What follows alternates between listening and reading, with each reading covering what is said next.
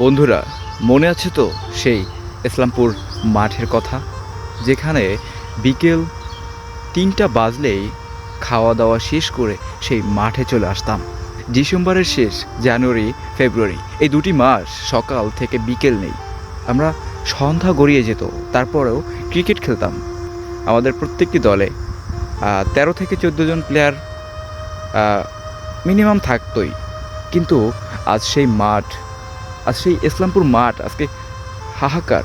মাঠ দেখলে মনে হয় সেই মাঠটি আমাকে দেখে কাঁদছে। আমার বন্ধুরা নেই, ছোট ভাইয়েরা নেই, আমার বড় ভাইয়েরাও নেই। যার যার কর্মক্ষেত্রে তারা খুবই ব্যস্ত।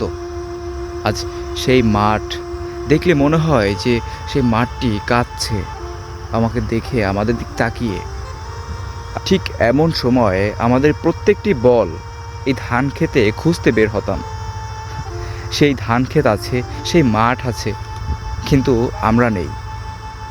আমরা সত্যি খুবই খারাপ লাগছে যে এই মাঠে সকাল থেকে বিকেল পর্যন্ত সন্ধ্যা গড়িয়ে যেত।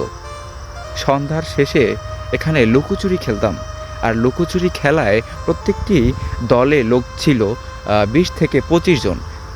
আর এখানে এখানে বসে বড় ভাইয়েরা তাস খেলতো, আরও বিভিন্ন রকম মজা করতো। আজ সেটি দেখছি, নেই কেউ।